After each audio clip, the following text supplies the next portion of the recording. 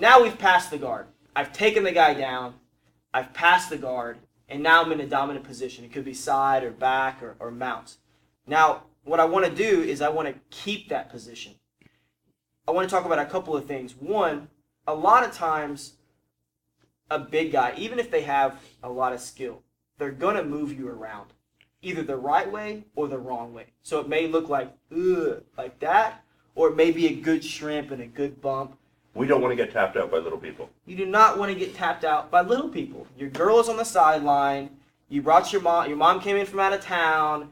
Go, Stephen! She's watching. You know, you don't want to look bad. So if things are starting to go bad for the big guy, he's going to use whatever he has, and he's going to throw you off, right? We will bite, we will eye gouge, we will tickle, and then if that doesn't work, we'll fight dirty. Exactly. And so on a general level, I want to make sure that when I get on top, my first goal is stay on top. I don't like moving just to move. But if you're moving me, and it's a choice between I'm in mount and me going to half guard on top, or you rolling me over, I'm going to take half guard on top. I want to stay on top. So that's kind of something I want people to keep in their minds, is that if you get on top, stay on top. Sometimes you're going to have to downgrade a little bit. And you don't want to do that. You don't want to accept it, but sometimes you can't handle it. And two, the big guys are going to move you. Like I said, sometimes it's a technical way, sometimes it's an untechnical way. And so we have to learn how to move around their movement, make adjustments, so we can stay on top. Make sense? Yep. Let's start off with side control. Okay. The first two things I want to show are very simple, very basic, but they are also very, very important. I get a lot of mileage out of them, and if you're not doing them, people are definitely escaping once you get them in side control. And there's basically two things that Stefan's going to do. One, he's going to just do like a power bridge. Boom, like that. And two, he's going to do more of a technical shrimping movement, like that. And a lot of times, a big guy may start with that, like, oh, I'm going to do the right jiu-jitsu, but then the little guy stops it, and then comes the big power. So we have to be able to deal with both those things. So let's start with the bridge. So let's just, for kind of demonstration, just kind of be here. Yeah. So I'm going to be like this. So the big bridge comes. If I don't do anything, go ahead. Bam, he's going to push me way off. So all I want to do when the bridge happens is I want to get as far away from his hip as possible. If I'm going to try to like control his hip, it's going to be hard. I mean, that's the power plant. That's where all your power is going to come to. And so if I put myself on it, you can lift me up easy. I mean, it's not hard. I can even lift you up that way because everyone's hip is powerful. So if the guy's bridging, I want to turn away from it. I want to turn here like that. I want to go over the head, switch my hip, and I can use this hand to base on his hip or to block his hip or to stiff arm. So if Stefan's hip go back down and he raises and he bridges really hard, I don't even move really. So that's on a basic level, and even on an advanced level. If a guy is just kind of freaking out and all he wants to do is try to throw you off, that's a very simple way to just maintain your position. So again, where are your arms in relation to my head, and you're putting your pressure on my face and my upper chest, or what are you doing? What I want to do is, let's say I'm here for now. So I'm here. So what I'm going to do is I'm basically going to switch my arms.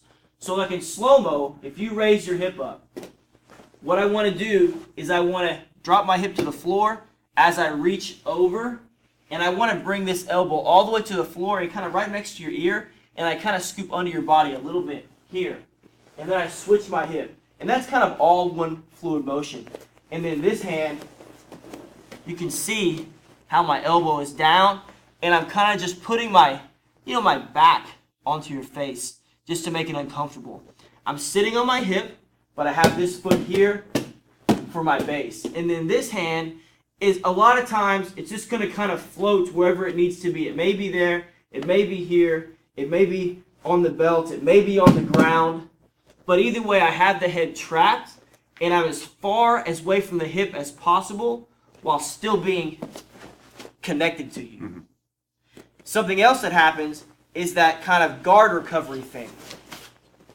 So again, I might be here, and you're just going to start turning and trying to bring that bottom leg inside. Exactly.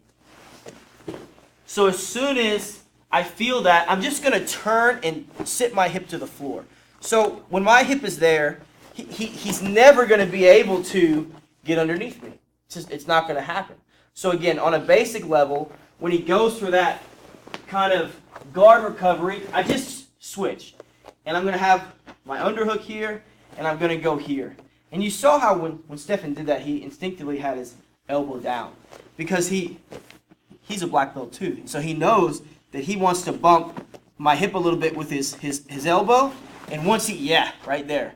So the fight may not be over once I get here. It may continue.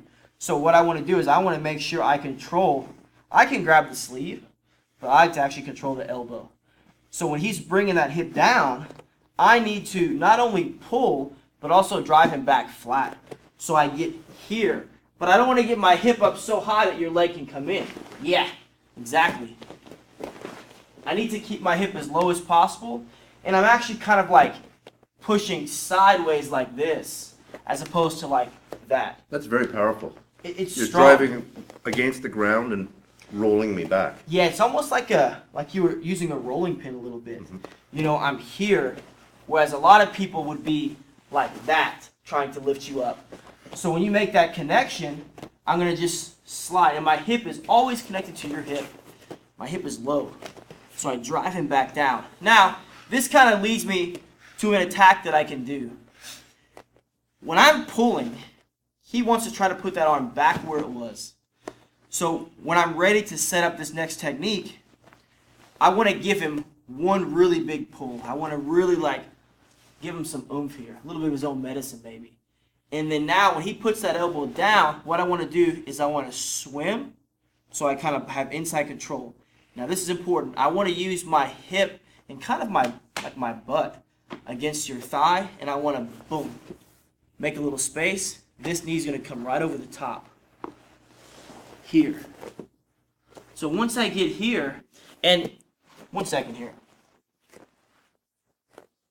How's that feel, Stefan? That feels bad. It feels bad. I have a lot of times when people when I trap people's arms or legs, I actually trap it in that little hole. But on this one, a lot of times, I actually put my weight on the shin right there. And what's going to happen is after 30 seconds, 45 seconds, I'm cutting off that blood flow. His arm's going to start to go to sleep, go to numb, get a little bit painful. All the blood's going to collect. It's really, really irritating and uncomfortable. Mm-hmm. And so what I want to do is when I get here, I don't want to rush away from this position. I don't want to stick the fork into him until he's done. And so I have to cook him a little bit. I got to keep him there a little bit. And so one thing that I like to do is when I get here, I'm going to change my feet.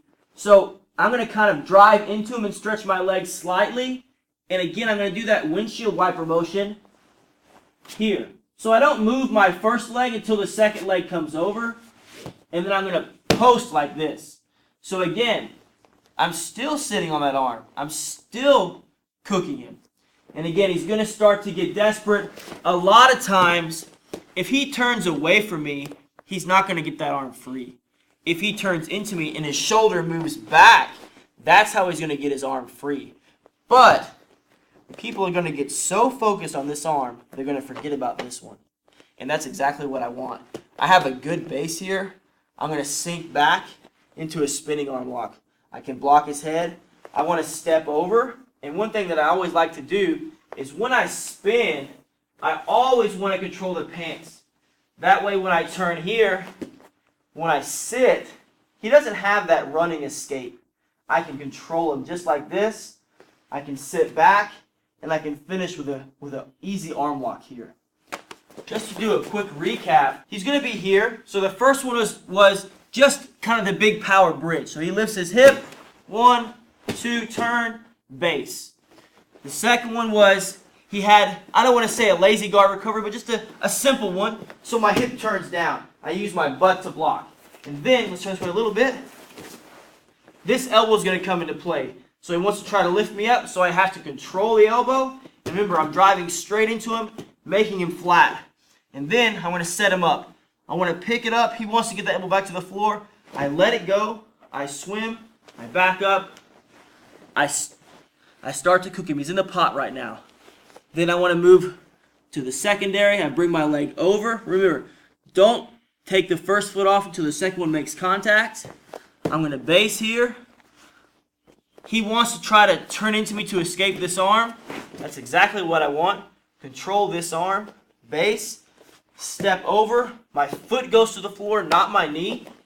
This hand goes right for the pants as I turn here, and I finish.